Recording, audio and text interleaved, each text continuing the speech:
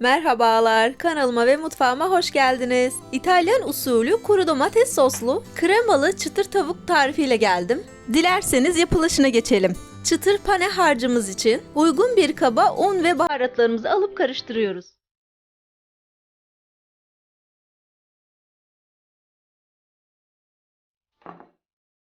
Ayrı bir tabakta bir yumurtamızı kırıp çatalla karıştırıyoruz.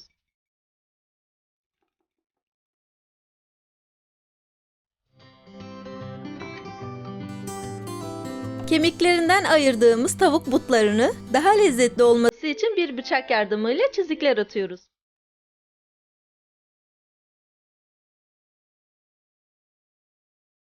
Tavukları önce çırptığımız yumurtamıza,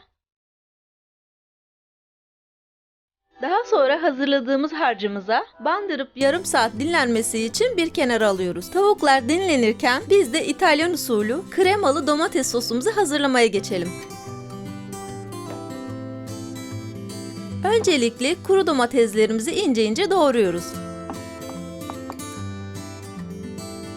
Tavamıza yağımızı alıp ezdiğimiz sarımsaklarımızı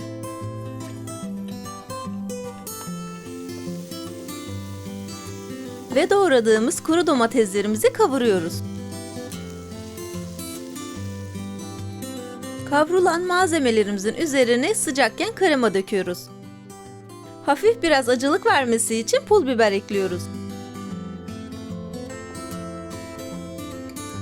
Pişirdiğimiz kremalı sosumuzun üzerine rendelediğimiz kaşar peynirimizi döküyoruz.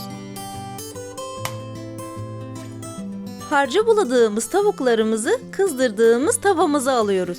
Tavuklarımızın dışı çıtır, içi yumuşak kalacak şekilde kızartıyoruz.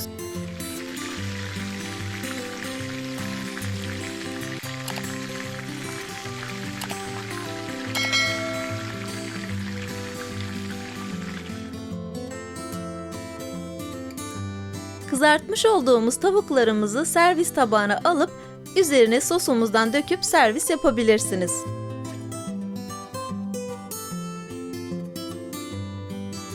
Şimdiden deneyecek olanlara afiyet olsun. Kanalıma abone olup yorum yapmayı unutmayın lütfen. Ayrıca beni Instagram ve TikTok'tan da takip etmeyi unutmayın.